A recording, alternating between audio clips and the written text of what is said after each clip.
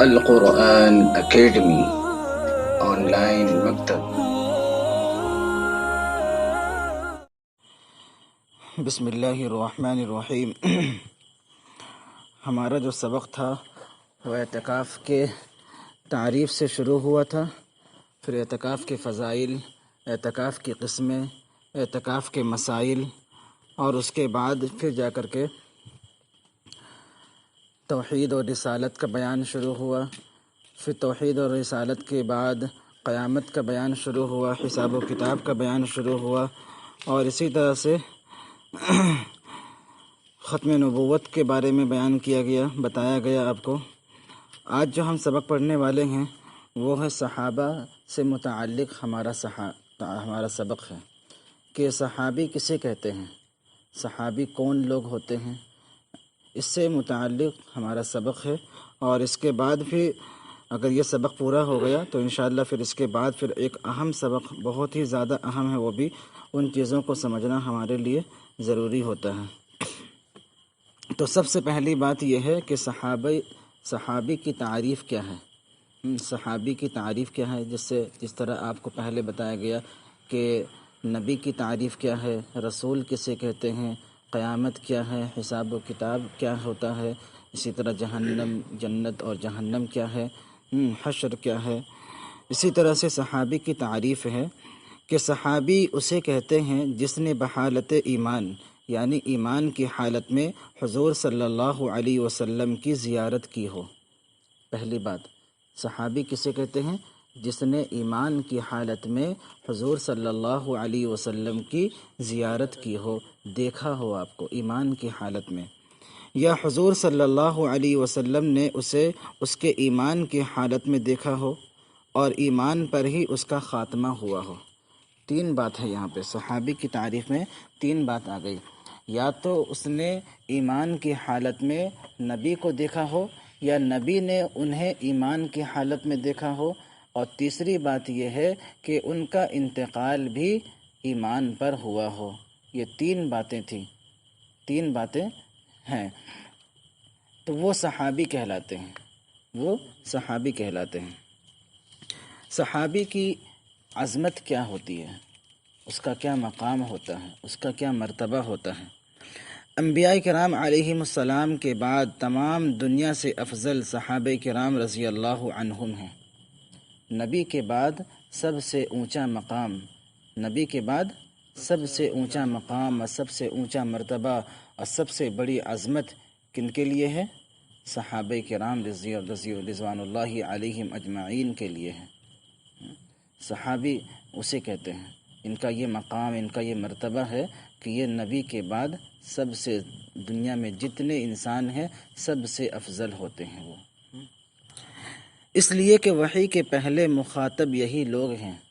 قرآن جب اتر رہا تھا تو وہی لوگ سامنے میں تھے، وہی لوگ سامنے تھے، اور نبی پر جب یہ قرآن اتر رہا تھا تو قرآن کا جو مخاطب تھا اور قرآن جس کو مخاطب کر کے اتر رہا تھا، یہ بات ہو رہی تھی، تو سب سے پہلے مخاطب یہی صحابہ کرام تھے۔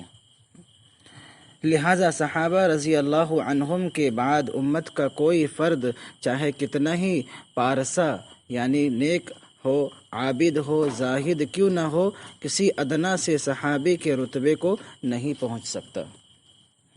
جی، صحابہ کرام کے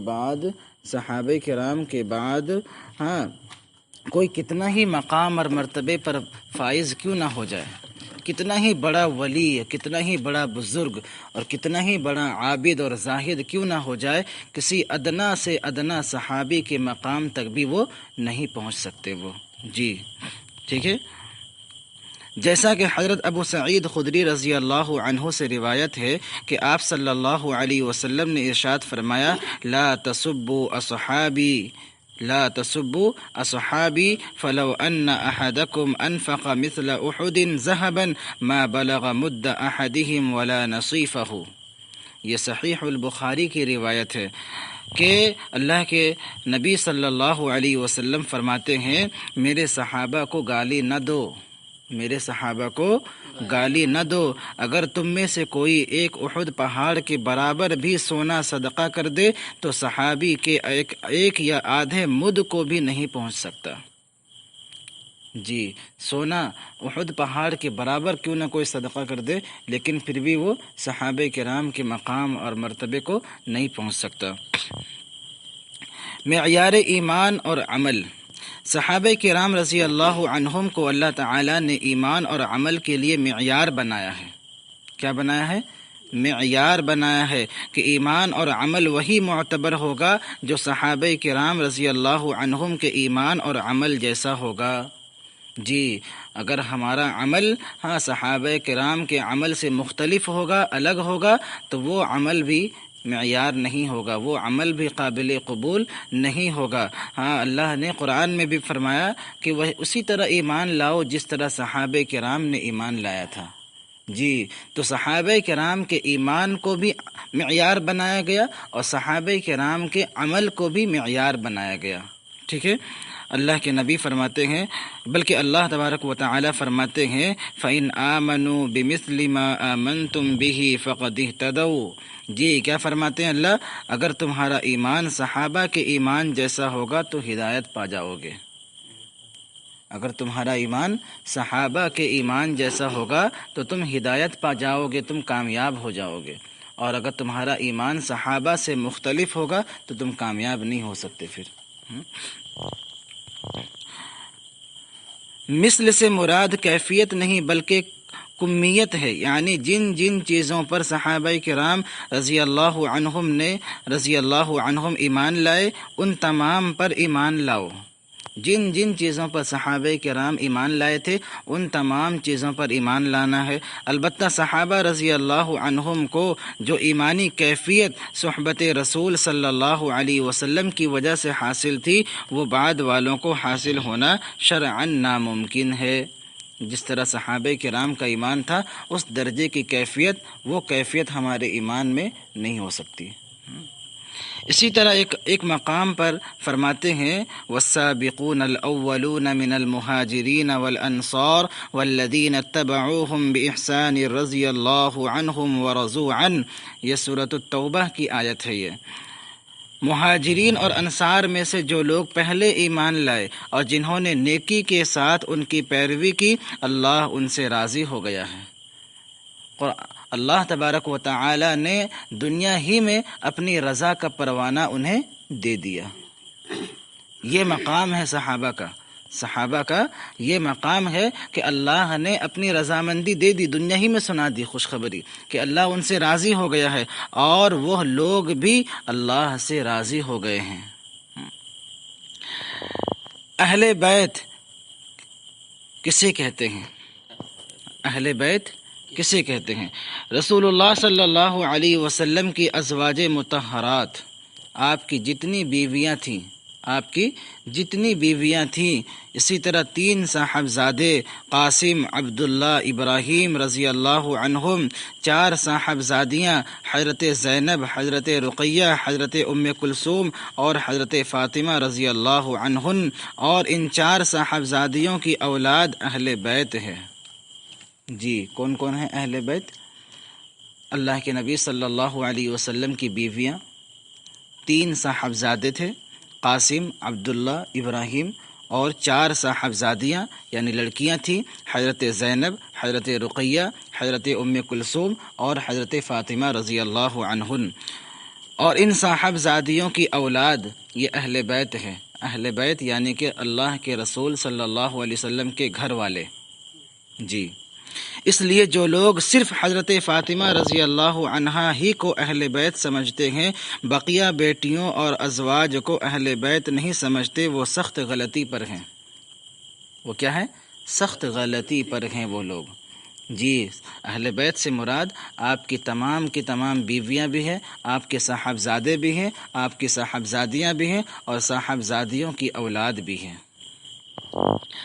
خلافت راشدہ کسے کہتے ہیں؟ خلافت راشدہ کسے کہتے ہیں؟ جی، ان باتوں کو ذہن میں محفوظ رکھیے۔ حضور اکرم صلی اللہ علیہ وسلم کے بعد 30 سال تک کا زمانہ خلافت راشدہ کا زمانہ کہلاتا ہے۔ اگر کوئی آپ سے پوچھے کہ خلافت راشدہ کیا ہے تو آپ یہ کہیں کہ اللہ کے رسول صلی اللہ علیہ وسلم کے بعد 30 سال تک کا جو زمانہ گزرا ہے اسے خلافت راشدہ کہا جاتا ہے، جس کو خلافت نبوت بھی کہا جاتا ہے۔ دوسرا نام کیا ہے؟ خلافت نبوت۔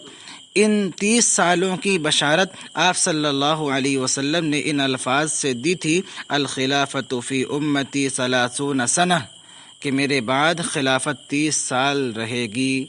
اللہ کے نبی نے یہ بشارت دی تھی، یہ بشارت دی تھی کہ میرے بعد خلافت جو ہے 30 سال تک 30 سال تک رہے گی۔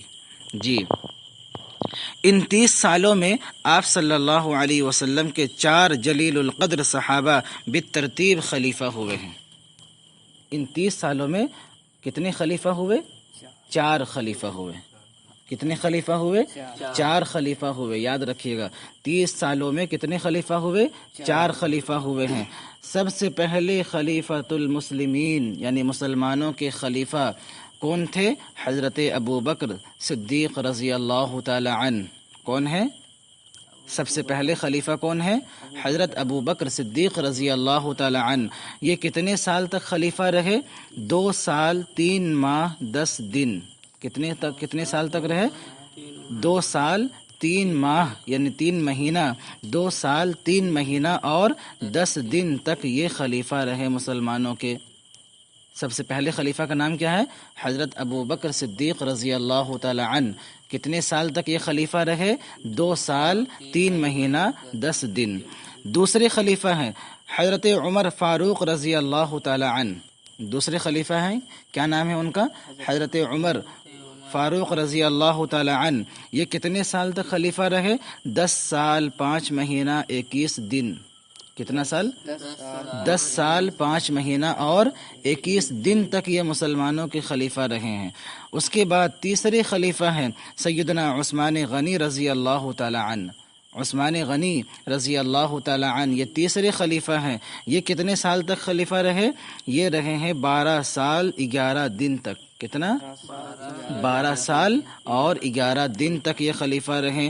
اسی طرح سے جو چوتھے خلیفہ ہیں ان کا نام ہے حضرت علی المرتضی رضی اللہ عنہ۔